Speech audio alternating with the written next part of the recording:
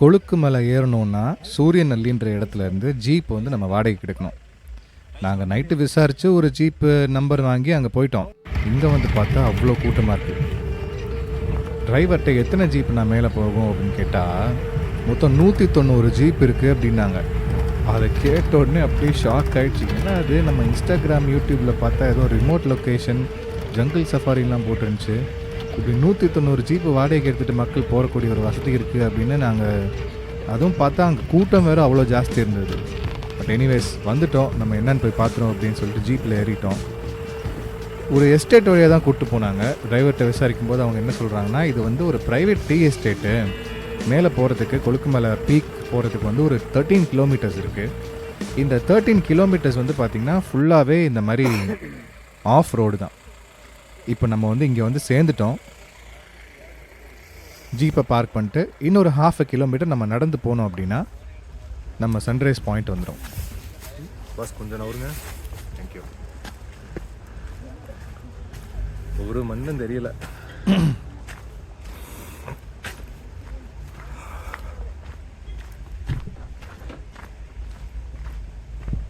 விஷால் மூஞ்ச காமிடா. ஒரு மண்ணும் தெரிய மாட்டேங்குது. அங்கிட்டு இலதலை மட்டும்தான் தெரியுது.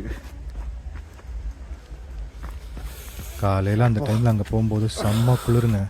செம்ம குளிர்னா டெஃபினட்டாக ஒரு 10 டிகிரிஸ்க்கு கீழே தான் இருந்திருக்கும். பயங்கரமான உள்ள குளிர். வெள்ளை சட்டனாலே தெரியுது.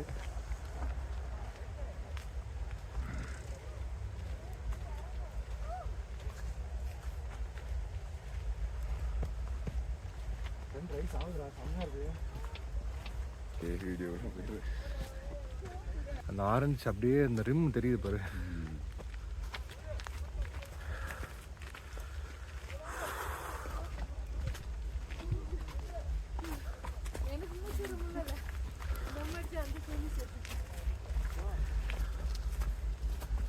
மூக்கெல்லாம் விரைக்குதுடா. 13 கிலோமீட்டர் ஜீப்பில் அந்த ஆஃப் ரோடில் ஏறி வந்து இவ்வளோ குளிரில் ட்ரெக்கிங் பண்ணி மேலே ஏறி வரும்போது அந்த ஒரு சைட்டை பார்க்கும்போது அப்படியே வந்து நம்ம பட்ட கஷ்டம் எல்லாமே மறந்து போச்சு. ஏன்னா நீங்கள் வீடியோவில் பார்க்குறதுக்கு எந்த அளவுக்கு தெரியுதுன்னு தெரியல, பட் நேரில் பார்க்குறதுக்கு அந்த சீன் வேறு லெவலில் இருந்துச்சு. அப்பா ஒர்த்து தான்டா, பரவாயில்ல. Just look at that. கீழே ஃபுல்லாக இருட்டு. அந்த மலையிலேருந்து அந்த சன் வெளியே வர போகுது. அந்த ஒரு ரிம் லைட் மாதிரி அழகாக செம்ம அழகாக இருந்தது. லிட்டரலாக வால்பேப்பர் மாதிரி இருந்தது.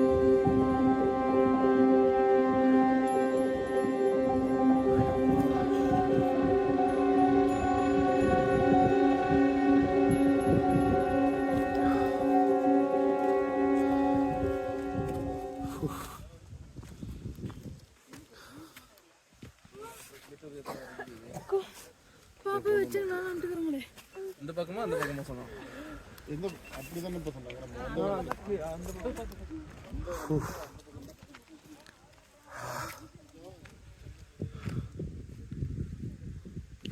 190 ஜீப்பு.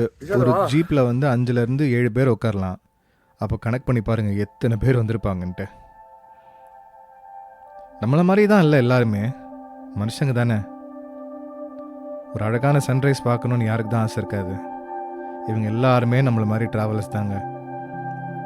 சிட்டியை விட்டு வெளில வந்து ஒரு அழகான சன்ரைஸ், ஒரு அழகான ஒரு மலையிலேருந்து பார்க்கணுன்னு ஆசைப்பட்டு வந்தவங்க தான். நிற்க கூட இடம் இல்லை. நானும் நம்ம Insta 360 கேமரா வச்சுட்டு ஒரு டைம் லேப்ஸ் மோட ஆன் பண்ணி வச்சுட்டு நின்றுட்டு இருந்தேன். இதுதான் அந்த டைம் லேப்ஸ் மோட். ஆக்சுவலி நம்ம நேரில் பார்க்கும்போது அந்த சன்ரைஸ் ஆகிறது வந்து அழகாக தெரிஞ்சுது. இது சன் மேலே தெரிகிற அந்த ஒரு ஹேலோ மட்டும்தான் இந்த டைம் லேப்ஸில் தெரியுது. I'm sorry, Insta 360 can only pick up so much. Next time sunrise பார்க்கும்போது DSLR யூஸ் பண்ணுவோம்.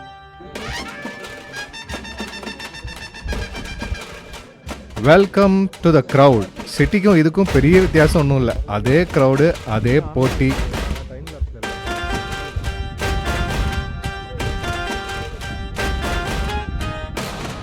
லைவ் ஆடியோ ஃபீட் என்னால் போட முடியாது. என்ன போட்டிருந்தேன்னா அதில் ப்ளே பண்ணுற சாங்ஸ்லாம் நிறைய பேர் வந்து ஸ்பீக்கர்ஸில் ப்ளே பண்ணிகிட்டு இருந்தாங்க. அதெல்லாம் நான் போட்டால் இந்நேரம் காப்பிரைட் விழுந்திருக்கும். பட் அந்த மூடே ஒரு பார்ட்டி மூடு கொண்டு போயிட்டாங்க. நம்ம பசங்க நிறைய பேர் வந்து ஸ்பீக்கர்ஸ் எடுத்துகிட்டு வந்து பாட்டு போட்டு.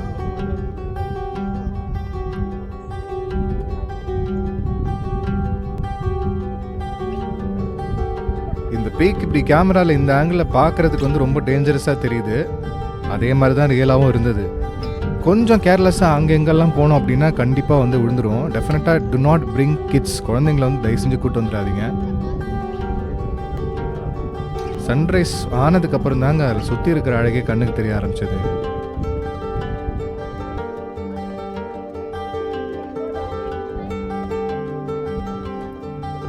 அந்த ஃப்ரெஷ் சன்லைட் அப்படியே நம்ம மேலே படும்போது இருக்கிற ஒரு ஃபீல் இருக்கு. அப்படியே சுற்றி பச்சை பசேல்னு காடு, க்ளவுட் பெட்ஸு, அவ்வளோ அழகாக இருந்தது.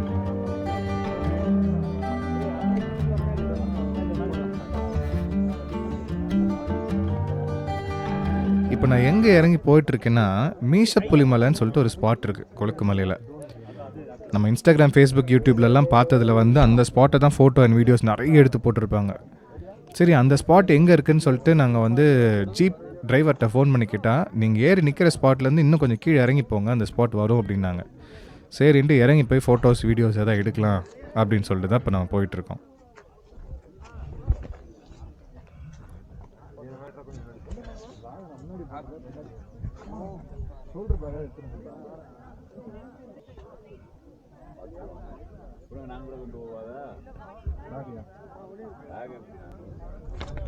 கையில் வச்சிருக்கிறது தான் ப்ரோ உங்களுக்கு இடைஞ்சலா இருக்கு.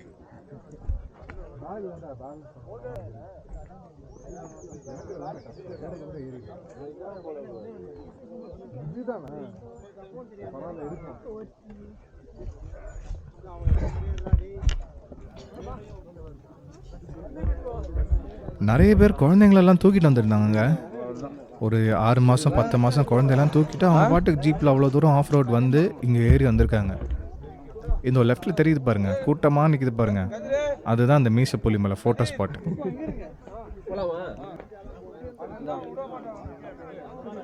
ஃபோட்டோவில் பார்க்கும்போது பிரம்மாண்டமாக தெரிஞ்சுது.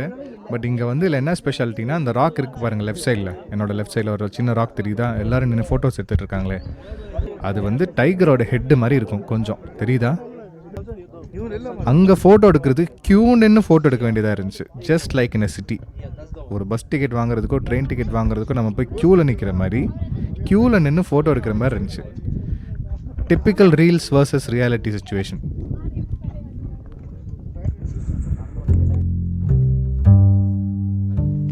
இதுதான் நம்ம எடுத்த ஃபோட்டோ. எப்படி இருக்கு? கமெண்ட் போடுங்க. ஃபோட்டோ எடுத்து முடிச்சுட்டு ஒரு 5 to 10 minutes அப்படியே அந்த சன்லைட்டில் பாஸ்க் பண்ணிட்டு, கூட்டம் இருக்குன்னு சொல்லி கொஞ்சம் டிஸப்பாயிண்டிங்காக இருந்தாலும் ஒரு செகண்ட் அதெல்லாம் கொஞ்சம் பிளர் அவுட் பண்ணிட்டு அப்படியே அந்த நேச்சரில் வந்து ஃபோக்கஸ் பண்ணும்போது the feeling was actually really beautiful. Standing on top of the world, looking at the first rays of sun.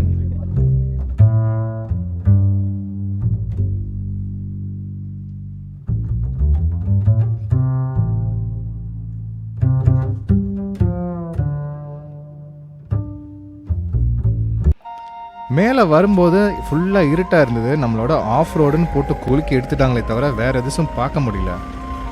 But திரும்ப வரும்போது தாங்க அந்த பியூட்டியே தெரிஞ்சுது. இது என்னென்னா ஆஃப் ரோடுன்றீங்க, பட் நிறைய பெரிய பெரிய போல்டர்ஸாக போட்டு வச்சுருக்கீங்களே அப்படின்னு சொல்லி டிரைவர்கிட்ட கேட்கும்போது அவர் என்ன சொல்கிறாரு, நான் கூட நினச்சேன் இது ஒரு வேளை பிரிட்டிஷ் காலத்தில் போட்ட கல்லாக இருக்கும், அப்புறமா வருஷக்கணக்காக டேமேஜ் ஆகிருக்குன்ட்டு. கடைசியில் பார்த்தா அவங்க சொல்கிறாங்க, இல்லைங்க இது வெறும் மண் ரோடாக தான் இருந்தது, நாங்கள் தான் இந்த மாதிரி போல்டர்ஸ்லாம் கொண்டு வந்து போட்டு வச்சுருக்கோம் ஒரு ஆஃப் ரோட் எக்ஸ்பீரியன்ஸ் கொடுத்துருதுன்னு. அடா பாவீங்களா, நல்லா இருந்த ரோடை ஏன்டா அப்படி நாகம்படுத்தி வச்சுருக்கீங்கன்ற மாதிரி இருந்தது. அஃப்கோர்ஸ் ஒரு 4x4 ஜீப்பில் ஏறி ஆஃப் ரோட் போகிற சிச்சுவேஷன் வந்து கொஞ்சம் நல்லா தான் இருந்துச்சு. பட் 13 கிலோமீட்டர் இதே மாதிரி இருக்கிறது வந்து எனக்கே பிடிக்கல. இது என்ன பண்ணியிருக்கலாம், அவங்க ஃபுல்லாகவே ஒரு தார் ரோட் மாதிரி போட்டுட்டு லாஸ்ட் ஒரு 2 கிலோமீட்டர்ஸ் மட்டும் கொஞ்சம் ஆஃப் ரோட் போட்டுருந்தாங்கன்னா நல்லா இருந்திருக்கும். ஃபுல்லாகவே டீ எஸ்டேட்டுங்க, அவ்வளோ அழகாக இருக்குது பச்சை பசேல்னு.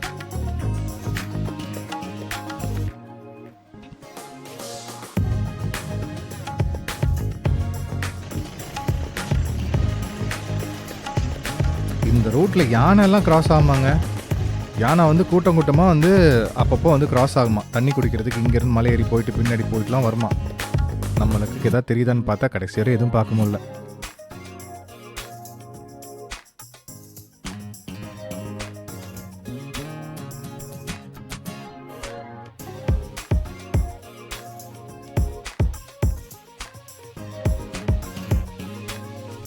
திரும்ப வருவோம் தாங்க டிரைவர் எங்கள்கிட்ட சொல்கிறாரு, நீங்கள் போனது வந்து கொலுக்கமலை பீக் மட்டும் வந்து ஃபோட்டோ பாயிண்ட் கிடையாது, திருப்பி வர்ற வழியில் நிறைய ஸ்பாட்ஸ் இருக்குது, நான் நிப்பாட்டுறேன், நீங்கள் நின்று ஃபோட்டோ எடுங்க அப்படின்னு.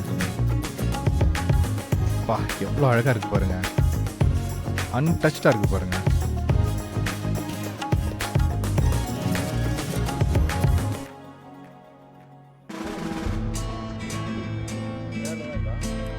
நாங்கள் ஜீப் வந்து ரெண்ட் எடுக்கும்போது ஒரு 3500 சொன்னாங்க. பட் அந்த 3500 நம்ம 2 பேர் மட்டும் நாங்கள் பே பண்ண வேண்டாம் அப்படின்ட்டு நாங்கள் ஷேர் பண்ணிக்கிட்டோம். ஸோ நீங்கள் அங்கே போகும்போது பக்கத்தில் கொஞ்சம் நிறைய புக்கிங்ஸ் இருக்கும், அவங்களோட சேர்ந்து நீங்கள் ஷேர் பண்ணிக்கிட்டிங்கன்னா பெர் ஹெட் வந்து 500 to 700 வரும்.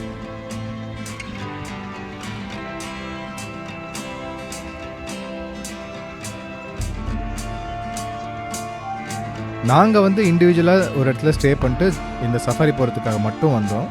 பட் இங்கே கூட வந்திருந்தவங்கெல்லாம் வந்து ஒரு பேக்கேஜாக வந்திருந்தாங்க. இங்கே கீழே நிறைய டென்ட் ஸ்டேலாம் இருக்குது அந்த சூரியநல்லின்ற இடத்துல. ஸோ அந்த பேக்கேஜாகவே பெர் ஹெட் 1800 2000 அது மாதிரி பே பண்ணாங்கன்னா நைட் டென்ட் ஸ்டே, ஃபுட்டு, அப்புறம் ஜீப் சஃபாரி எல்லாமே அதிலே கவர் ஆகிடுது.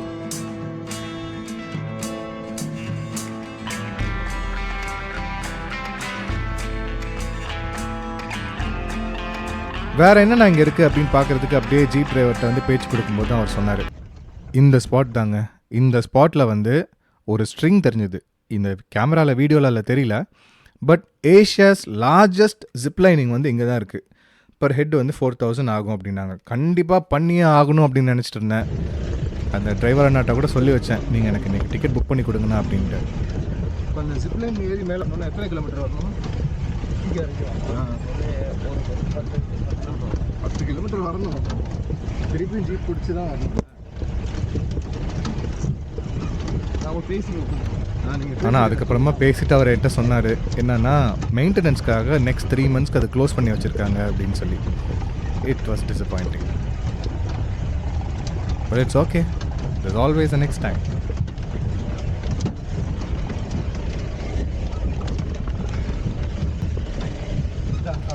ஒரு வழியாக ஆஃப் ரோடிங்லாம் பண்ணி முடிச்ச மலையிலேருந்து கீழே இறங்கியாச்சு. ஸோ இன்றைக்கி வந்து ட்ரிப் இதோடு முடியுது. See you in the next episode, guys.